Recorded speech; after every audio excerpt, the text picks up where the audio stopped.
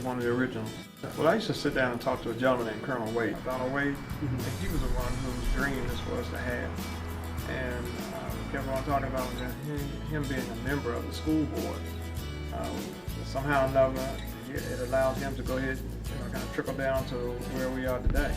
He had an idea of setting up a museum to recognize the services of the military. And a lot of paperwork was involved, a lot of negotiations. He did a lot of that work, but it took from 2002 until 2008 or whatever to get that done, to negotiate. There was nothing but cobwebs and old smelly things all the way around here. We started days that were hot and cold and snowy and when it rained. We just stayed in here. We started working with that big room in there, in that little lobby, and from there we just kept on growing and kept on growing. Then once the people heard, what was going on, the donations and everything came in.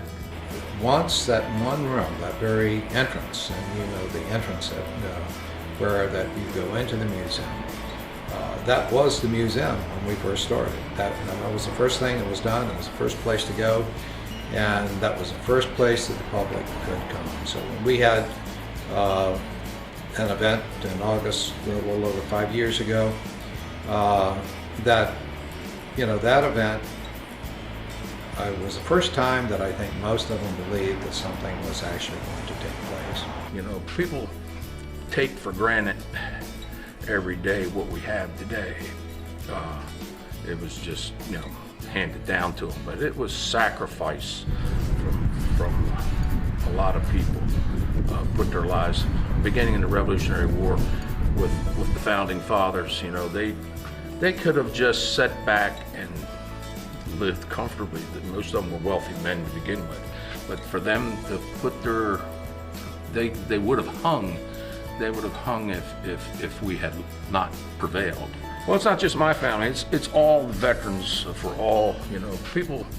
They don't teach much history in high school or in school. Period.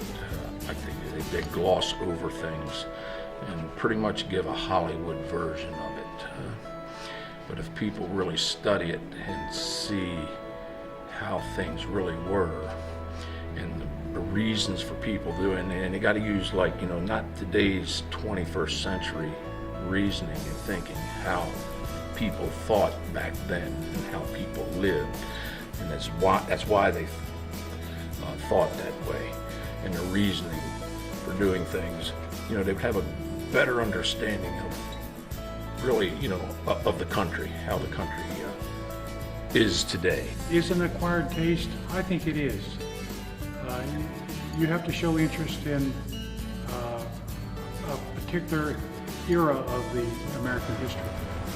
I can only say this, that the unfortunate part about volunteering is it ends up that the same people do all the things. We have limitations in certain areas as well, Mike.